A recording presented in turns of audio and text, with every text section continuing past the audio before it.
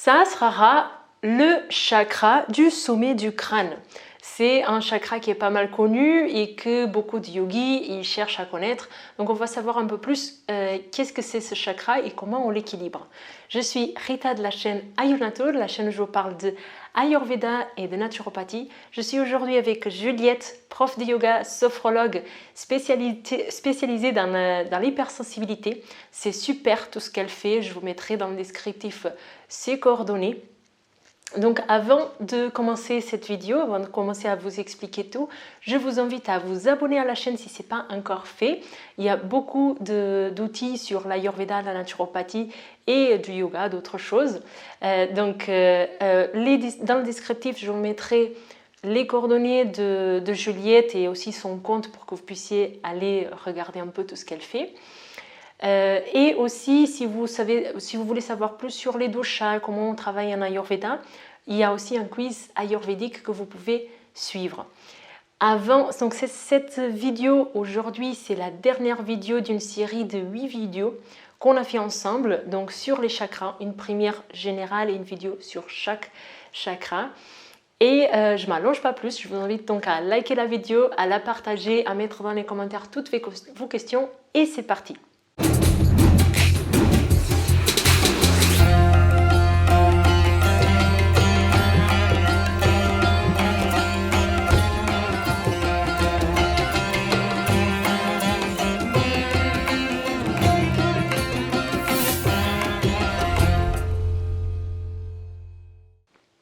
Donc Sahasrara chakra, c'est le chakra qui est donc au sommet du crâne.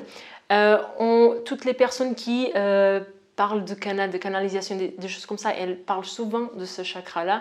Un chakra qui est localisé pas au niveau de notre mental, mais c'est quelque chose qui va englober tout le corps. Okay, c'est la porte d'entrée dans des nadis et c'est un chakra assez particulier qui n'est pas quelque chose qu'on doit chercher à travailler au quotidien. Je ne sais pas si tu vas être d'accord avec moi, mais c'est plutôt quelque chose qu'on doit laisser faire. Il est souvent représenté par la couleur violet. Donc là, j'ai à peu près tout dit, donc je passe la parole à Juliette. Merci Rita. Alors, en effet, Sahasrara nous parle en fait de cet état d'être, plutôt que d'être dans l'action, nous sommes dans l'être. Et donc, Sahasrara va nous inviter à une présence, une immobilité dans la présence, une immobilité active. Alors, qu'est-ce que c'est que l'immobilité active? C'est de venir développer ce que le yoga nous enseigne dans tous les autres chakras et dans tous les autres outils du yoga, qui est l'observation. Sans qu'il y ait de décision à prendre, d'action à mener, nous observons. D'accord ? Et donc, quand il y a un excès de Sahasrara, eh bien, on va avoir tendance à trop intellectualiser. On va trouver aussi une dépendance spirituelle dans l'excès de Sahasrara. Et à l'inverse, un déficit de Sahasrara, ce sera le côté matérialiste. D'accord ? Donc, c'est ce que nous allons travailler aujourd'hui.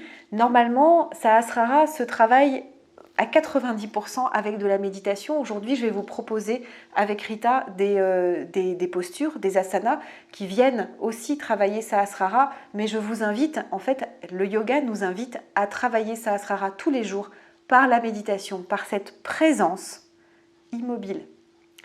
Donc nous allons commencer justement avec une posture confortable au niveau des jambes, le dos bien droit et en venant poser notre attention sur le sommet de notre tête. Nous allons prendre le mudra associé à Sahasrara qui va être de venir croiser, entrelacer les doigts sauf le quatrième. Alors c'est pas facile à faire parce que le quatrième est un doigt qui n'est pas facile à sortir. Voilà, nous avons donc le petit doigt qui est entrelacé, tous les autres doigts aussi, et simplement le quatrième, l'annulaire, qui est sorti.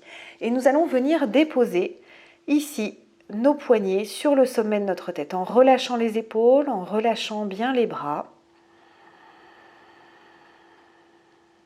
Nous fermons les yeux et nous venons simplement observer notre souffle. Directement, nous posons cette intention de venir pratiquer l'observation. Nous nous plaçons dans ce fauteuil d'observateur. Tout ce qui vient n'est ni à commenter, ni à transformer en action. Nous le prenons c'est tout. Nous l'observons. Nous visualisons une sphère lumineuse d'un violet intense juste au-dessus de notre tête, à l'endroit où nos poignets sont posés. Sur chaque inspire, cette sphère vient diffuser sa lumière, peut-être même nous entourer de sa lumière. Et sur chaque expire, la sphère se resserre en un point lumineux.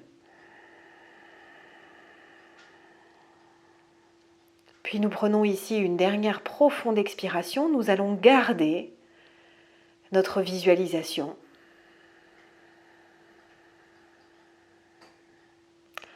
Avant tout doucement de relâcher nos mains,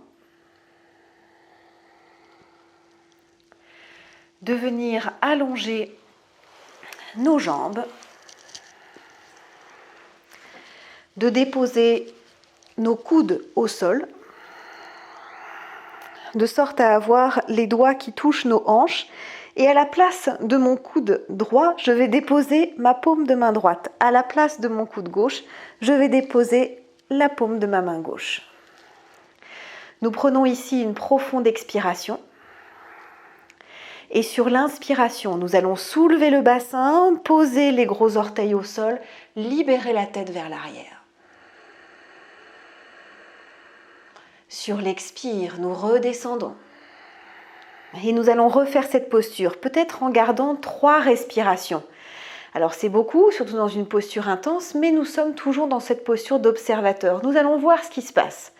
Nous prenons une profonde expire et inspire, nous montons. Sur un souffle.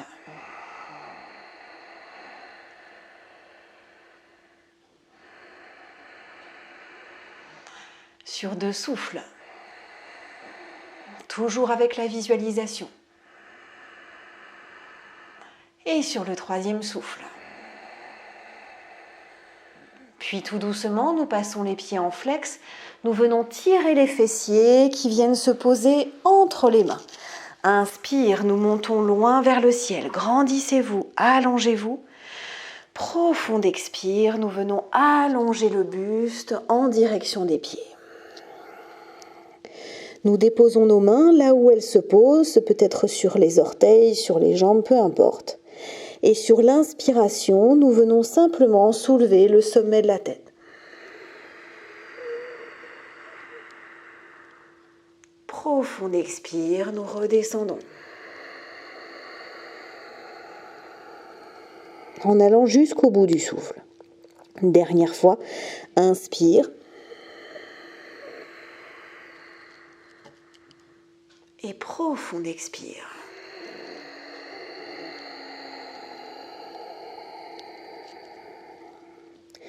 Puis nous venons positionner nos mains au sol, nous redressons notre posture. Et nous allons allonger nos jambes loin devant, déposer notre dos au sol, la tête au sol. Nous prenons ici une profonde inspiration. Sur l'expiration, nous replions nos genoux. Et de nouveau sur l'inspire, nous montons nos genoux loin vers le ciel, nos pieds loin vers le ciel. Nous positionnons nos bras à l'arrière de notre dos et nous venons monter dans une chandelle. Tout doucement sur l'expire, nous replions nos jambes, nous laissons la tête suivre le mouvement pour rouler dans le tapis. Et nous venons nous installer dans la posture de yoga la plus difficile. Et ça n'est pas une plaisanterie. Dans Shavasana, la posture du cadavre, où justement nous expérimentons cette immobilité totale.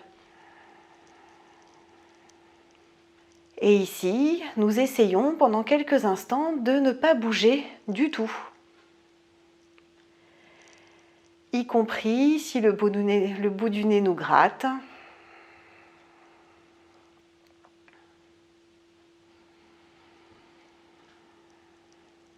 Nous expérimentons l'immobilité.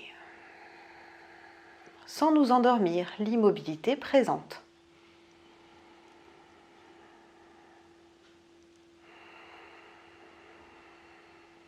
Puis quand ce sera le moment, sur une profonde expiration, nous pourrons réacclimater nos yeux à la lumière de la pièce, prendre le temps de basculer à droite ou à gauche, de prendre un moment en posture fétale, puis de pousser dans nos mains, de redresser notre posture pour venir à nouveau sur le tapis. Et je vous remercie d'avoir pratiqué avec nous. Sarva Mangalam, Namasté.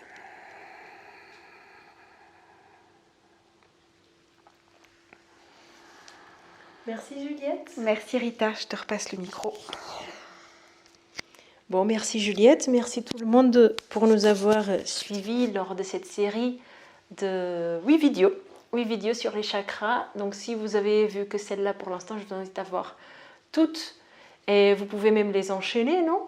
On peut même les enchaîner, le faire toute une après-midi. Moi, je pense que je vais les revoir parce que comme je suis comme ça, je me vois en train de faire avec la prof Juliette.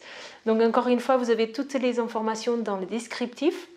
Dites-nous dans les commentaires qu'est-ce que vous avez pensé de ce style de vidéo. Est-ce que ça vous a plu? Est-ce que vous voulez plus de vidéos de ce style? Est-ce qu'il y a des choses que vous aimeriez voir d'autres? Donc n'hésitez pas à nous faire un retour. Je vous souhaite une très bonne journée et je vous dis à la prochaine vidéo. À bientôt.